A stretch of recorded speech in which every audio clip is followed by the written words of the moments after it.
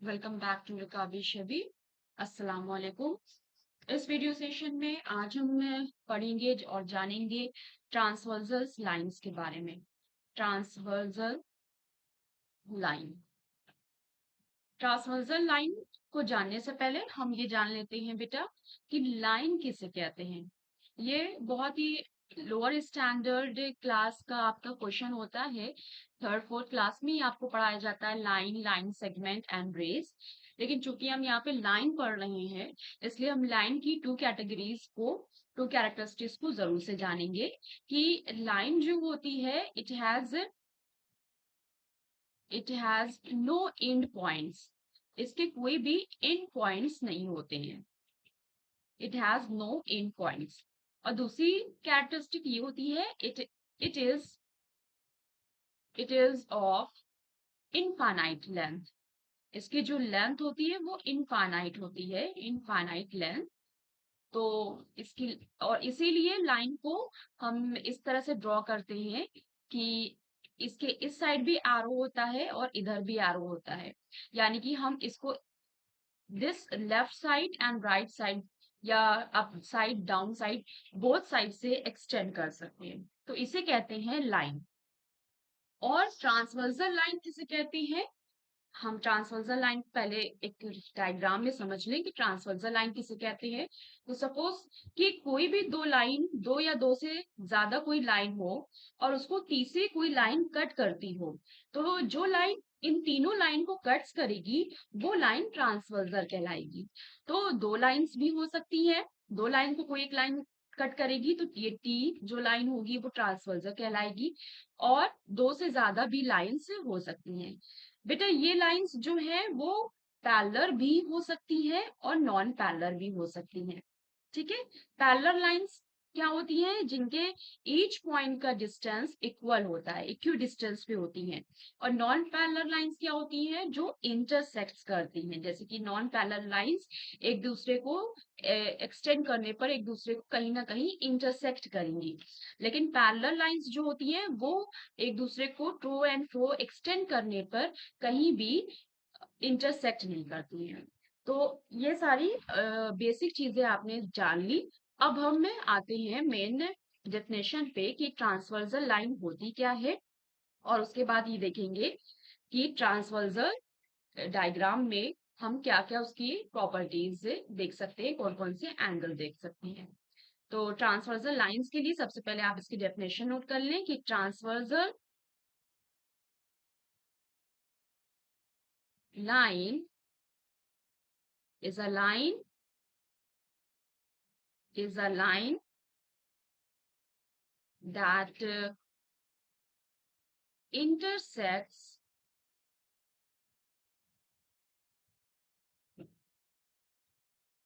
two or more other lines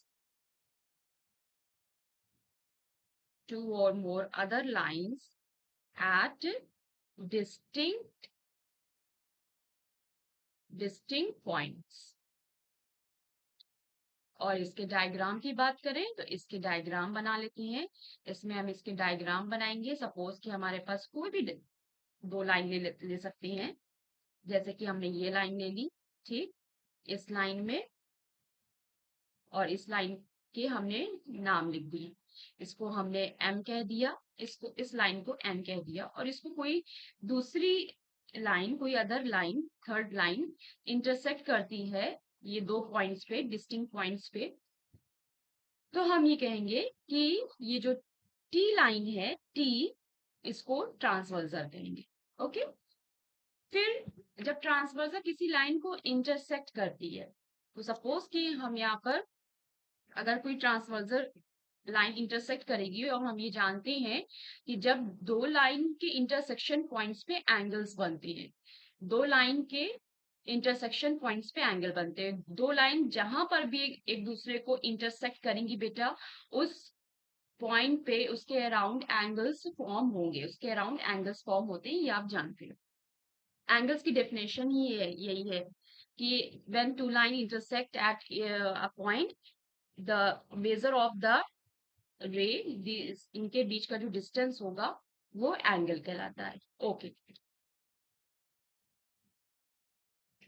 सो यहाँ पर भी इंटरसेक्शन हो रहा है, तो यहाँ पर भी एंगल्स फॉर्म होंगे और इन एंगल्स को हम ए बी सी डी इस तरह से बोल सकते हैं। A B C D E F G H, इस तरह से एंगल्स बोल सकते हैं। सिमिलरली ये लाइंस कैसी लाइंस हैं? नॉन पैरेलल लाइंस हैं। ये जो हमने line L M and N बनाया है वो कैसी लाइंस है? नॉन पैरेलल लाइंस है। तो हम ये कहेंगे transversal line T. T transversal line है, इंटरसेक्ट्स नॉन पैरेलल लाइंस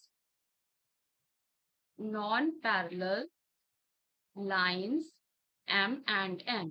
जो नॉन पैरेलल लाइंस हैं एम एंड एन, उनको इंटरसेक्ट करती है और इस तरह से A B C D E F G H इनके एंगल्स बनते हैं। अभी हम वीडियो में ये भी जानेंगे कि इन एंगल्स को कहते क्या है और इनका रिलेशन क्या होता है। साथ ही हम एक फिगर ड्रॉ करते हैं जिसमें हम इन लाइंस को पैरेलल ले लेते हैं। अब हमने ये जो लाइंस ली है ये पैरेलल लाइंस ली हैं। क्यों हम पैरेलल लाइंस ले रहे हैं? ट्रांसवर्जर किसी भी तरह से इसको इंटरसेक्ट कर सकती है।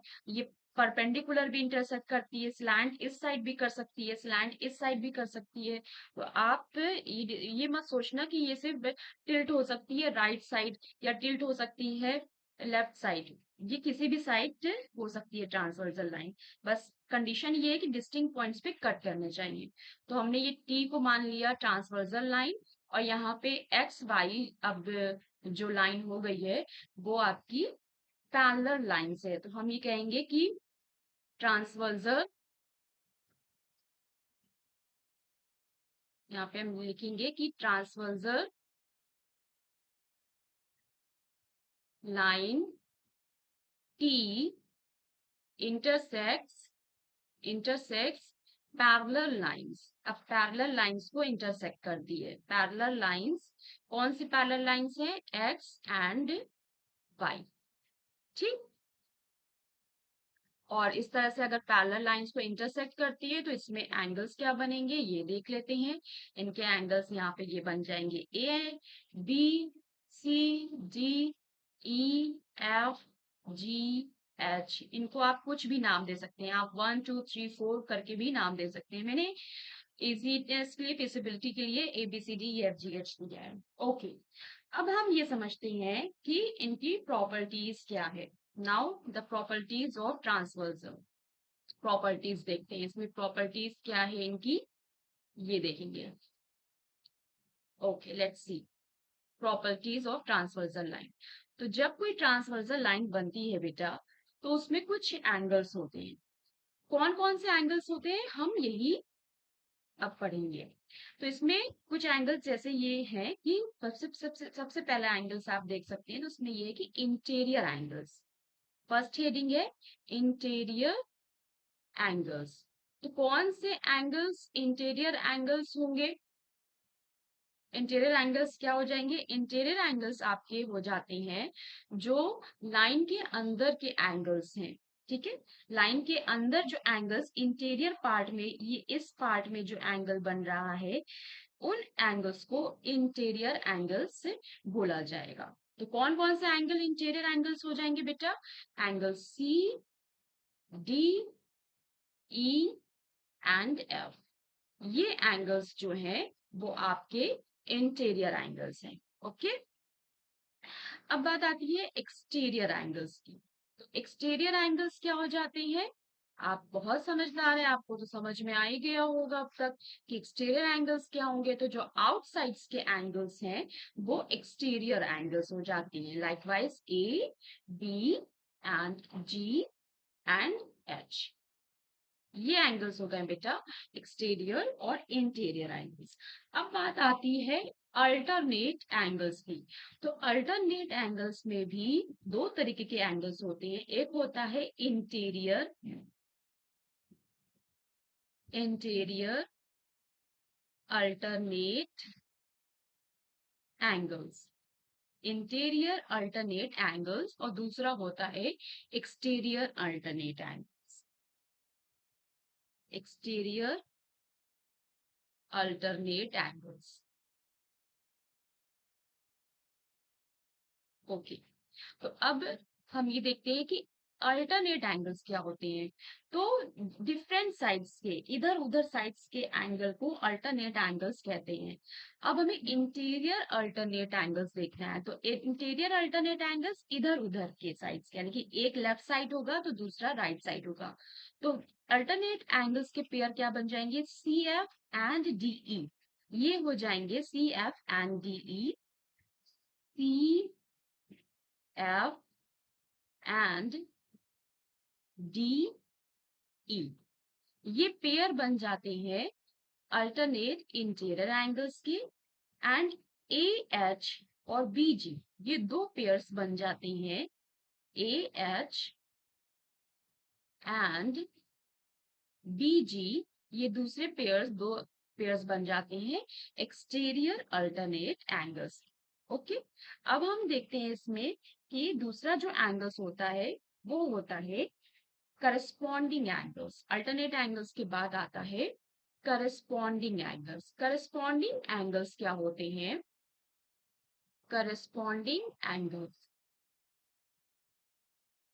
सेम साइड के एंगल्स को, करस्पॉन्डिंग एंगल्स का मतलब हो गया सेम साइड, सेम साइड के एंगल्स को करस्पॉन्डिंग एंगल्स बोलते हैं। तो किस तरह के सेम साइड के एंगल्स, तो बेटा अगर ये लेफ्ट साइड है और राइट साइड है, तो जो एंगल्स के पेयर हैं वो दोनों ही लेफ्ट साइड होने चाहिए या राइट साइड होने चाहिए। दूसरी बात है कि लाइन के ऊपर बन रहे हैं, तो लाइन दूसरे एंगल्स के दोनों पेयर को लाइन के ऊपर ही बनना है। जैसे ए और ई दोनों ही क्या है, दोनों ही लेफ्ट साइड है और क्या है, लाइन के ऊपर बने हुए हैं। तो हम इनको एक पेयर करस्पॉन्डिंग एंगल्स कह सकते हैं। इसी तरह से बेटा अगर हम बात करें डी और एच की या सी और जी की, तो डी और एच, डी और एच दोनों ही राइट साइड बने बने हैं, और राइट साइड बनने के साथ साथ क्या है, लाइन के नीचे बने हुए एंगल्स। तो लेट्स सी कि क्या पेयर्स होगा करस्पॉन्डिंग एंगल्स का। करस्पॉन्डिंग एंगल्स के पेयर्स हो जाएंगे ए ई, ए ई करस्पॉन्डिंग एंगल के पेयर है। और इसी तरह से लेफ्ट साइड के पहले हम पूरा लिख लेते हैं, सी जी, ये हमने लिख लिया ये। और इसमें क्या है, हम बता सकते हैं इसमें B F, B F and D H. तो बेटा आपने देखा कि जो राइट साइड्स के एंगल्स हैं वो क्या है, बी एफ है और डी एच है, और आपके जो लेफ्ट साइड्स के एंगल हैं वो क्या है, वो ए ई और सी जी है। ओके, तो ये हो जाता है करस्पॉन्डिंग एंगल्स। करस्पॉन्डिंग एंगल्स के बाद आता है वर्टिकल अपोजिट एंगल्स या vertical angles, vertical opposite angles या फिर vertical angles.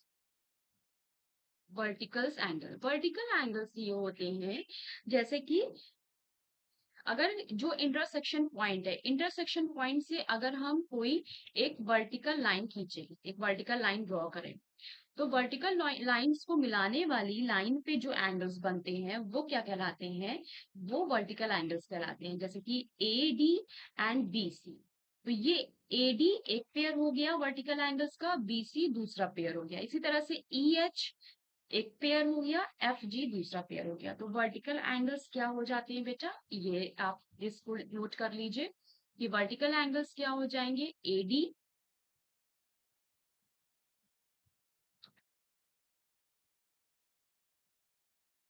A D, B C, E H and G F.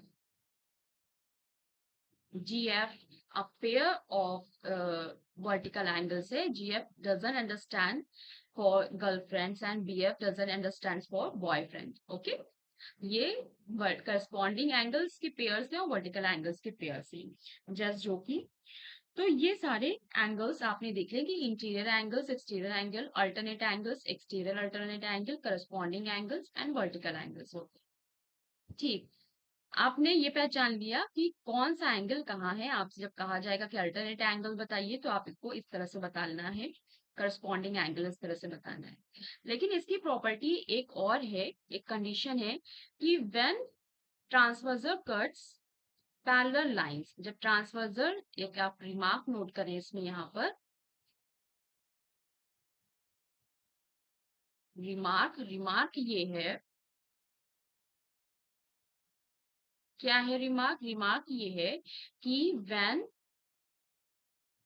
ट्रांसवर्जर transversal line intersects intersects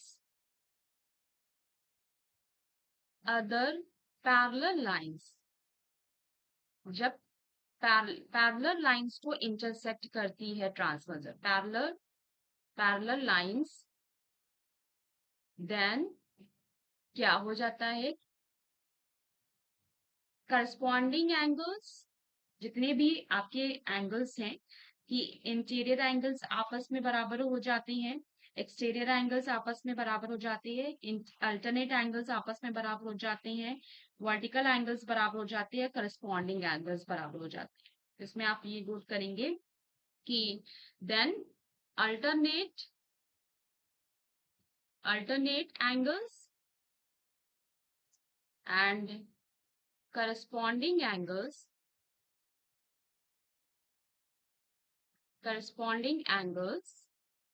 are equal, ये इक्वल हो जाते हैं अल्टरनेट एंगल्स, वर्टिकल एंगल्स, ठीक है, and corresponding angles are equal. तो noted कि इंटीरियर अल्टरनेट एंगल्स के बराबर होगा, ना कि एक्सटीरियर अल्टरनेट एंगल्स के बराबर हो जाएगा। तो ये सारे जो आपको एंगल्स यहाँ पे लिखाए गए हैं, ये आपस में इक्वल हो जाएंगे। कब इक्वल हो जाएंगे? जब ये आपकी जो लाइन है वो आपको क्या होगी? पैरेलल। ट्रांसवर्जर जब पैरेलल लाइन को इंटरसेक्ट करेगी तो जो इंटीरियर एंगल्स हैं वो आपस में बराबर हो जाएंगे, अल्टरनेट एंगल्स, यानी कि सी एंगल बराबर हो जाएगा एफ के, डी एंगल बराबर हो जाएगा एंगल ई के, इसी तरह से एंगल ए बराबर हो जाएगा एंगल एच के, एंगल बी बराबर हो जाएगा एंगल जी के, करस्पॉन्डिंग एंगल्स में एंगल ए बराबर हो जाएगा एंगल ई के, एंगल सी बराबर हो जाएगा एंगल जी के, ऑन सो ऑन। और इसी तरह से वर्टिकल एंगल्स भी बराबर हो जाएंगे एक दूसरे के। तो ये इंपॉर्टेंस है इसकी प्रॉपर्टीज की कि ट्रांसवर्जर जब पैरेलल लाइन को इंटरसेक्ट करती है तब alternate, vertical and corresponding angles आपस में बराबर हो जाते हैं। तो इस आपने इसकी ये प्रॉपर्टी जानी। साथ ही साथ इसमें हम एक और प्रॉपर्टी का यूज करते हैं क्वेश्चंस को सॉल्व करने के लिए। क्वेश्चंस आपको ऐसे ही आएंगे कि आपको एक करस्पॉन्डिंग एंगल्स दिया होगा और दूसरे करस्पॉन्डिंग एंगल्स को पूछेगा। तो सपोज कि आपको क्वेश्चन मिलता है, आपको इस तरह से पैरेलल लाइंस मिली, कहा गया कि एक्स वाई पैरेलल लाइंस है और कोई ट्रांसवर्जर है जो इसको इंटरसेक्ट करती है। तो अब एंगल्स आपको बता दिए गए कि सपोज कि ये आपको 60 डिग्री दे दिया गया, और ये वाला एंगल आपको कुछ 30 डिग्री दे दिया गया, और ये एंगल आपको ए कह दिया गया। ठीक, ये आपको बी सी डी इस तरह से एंगल्स बोल दिए गए, ई एफ। तो आपको बोला जाए कि सी एंगल्स बताओ, एंगल सी क्या हो जाएगा? तो एंगल सी 60 डिग्री के बराबर हो जाएगा। क्यों 60 डिग्री के बराबर हो रहा है? क्योंकि क्या है? Interior alternate angles, interior alternate angles है, इंटीरियर अल्टरनेट एंगल्स का पेयर है angle C and angle 60 degree, इसलिए ये दोनों बराबर हो जाएंगे। तो इस तरह से आपको एक एंगल की वैल्यू पता चल जाएगी। फिर इसी तरह से जब सी एंड एफ आपस में बराबर हो जाएंगे, angle C and angle F बराबर हो जाएगा, ये दोनों angle, angle C and angle F. क्यों angle C and angle F बराबर हो जाएंगे बेटा? क्योंकि ये कैसे एंगल से? करस्पॉन्डिंग एंगल से, करस्पॉन्डिंग एंगल का पेयर है, इसलिए ये आपस में बराबर हो जाएंगे। तो इस तरह से फिगर में आपको 3 एंगल मिल गए जो 60 डिग्री के हैं। तो ये इस तरह के क्वेश्चंस इसमें यहाँ पे फॉर्म हुए। अब इसी में एक एंगल आता है लीनियर पेयर। क्या होता है लीनियर पेयर? देखते हैं उसको। तो आपने ट्रांसवर्सल लाइन बनाई है, ठीक है, ये ट्रांसवर्सल लाइन है, और इसमें हमने मार्क कर रखा है एंगल्स। एंगल कैसे मार्क कर रखा था? ये है A B C D E F G H. Okay. अब लीनियर पेयर एंगल क्या होता है? लीनियर पेयर किसे कहेंगे? तो लीनियर पेयर होता है कि angle A plus angle B is equal to 180 degree होगा। मैं सबसे पहले क्या होता है ये लिख देती हूँ, angle C plus angle D is equal to 180 degree होगा। कि जस्ट लिख स्टेटमेंट लिखने से आपको समझ में आ जाना चाहिए कि ये क्यों 180 डिग्री के बराबर हो रहा है। Angle G plus angle H किसके बराबर होगा? 180 डिग्री के बराबर होगा। तो बेटा इसको कहते हैं लीनियर पेयर। तो लीनियर पेयर में सपोज कि बी आपको 55 डिग्री दे दिया गया है और ए फाइंड करने को बोल रहा है। तो ए क्या हो जाएगा? Angle A plus angle B is equal to 180 degree होता है। क्यों होता है? क्योंकि लीनियर पेयर है, एलपी है। ए की वैल्यू आपको निकालना है, बी की वैल्यू है 55 डिग्री और 180 डिग्री, ये इक्वल हो जाएगा। तो यानी कि आपने angle A is equal to हो गया 180 डिग्री माइनस 55 डिग्री। कितना हो गया ये? 80 में से 50, 130 और 125 डिग्री आंसर हो जाएगा। तो एंगल ए आपका हो जाता है 125 डिग्री। तो लीनियर पेयर का यूज करके हम इसको निकाल सकते हैं। ये कॉन्सेप्ट कहाँ से आया ये आपको बता दें, क्योंकि बेटा देखो एक स्ट्रेट लाइन होती है, तो स्ट्रेट लाइन में जो एंगल होता है वो आप जानते हो कि स्ट्रेट लाइन का एंगल क्या होता है? 180 डिग्री होता है।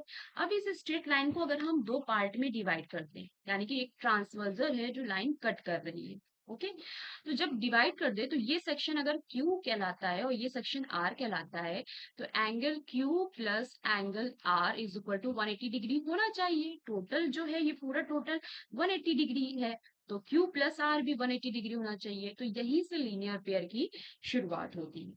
तो होप सो कि आपको ट्रांसवर्जर अच्छा लगा होगा, समझ में आया होगा। लाइंस एंड एंगल्स में जो भी क्वेश्चंस आते हैं वो ट्रांसवर्जर बेस्ड ही होते हैं। उसमें सबसे जो इम्पोर्टेंट चीज है वो आपको यही समझना है, ये एंगल्स। कौन कौन से एंगल्स? 1 2 3 4 5 6 एंड सेवेंथ है आपका लीनियर पेयर। तो ये जो 7 एंगल्स हैं अगर आपको पता चल गए हैं तो आप अदर एंगल्स को फाइंड कर सकते हैं, जैसा कि हमने क्वेश्चन में देखा। इसका एप्लीकेशन कहाँ होता है? इसका पढ़ने का फायदा क्या है? तो बेटा इसका पढ़ने का फायदा ये है कि आपको इसको पढ़ा के आपको भेज दिया जाएगा इंजीनियरिंग में। इंजीनियरिंग में आप इसका फायदा देख सकते हैं। आर्किटेक्चर में इसका यूज होता है। आर्की टेक्चर आर्किटेक्चर में इसका यूज होता है, डिजाइनिंग में इसका यूज होता है। कि अगर हमको पता है कि हमने कोई शेल्फ को इस डिग्री पे 55 डिग्री पे हमें रखना है, तो यहाँ से जो दीवार जाएगी उसका एंगल क्या होगा। तो ये सारी चीजें निकालने के लिए हम इंजीनियरिंग, आर्किटेक्चर, डिजाइनिंग, ज्योमेट्री में और पढ़ाई में अगर बात करें तो ट्रिगोमेट्री में आप इसका यूज देखेंगे। तो होप सो कि आपको बहुत अच्छा लगा होगा ट्रांसवर्जर और समझ में आ गया होगा। और तो मिलते हैं नेक्स्ट वीडियो के साथ कुछ नए टॉपिक्स लेके। तब तक कीप डूइंग प्रैक्टिस और अपना ख्याल रखें। Thank you.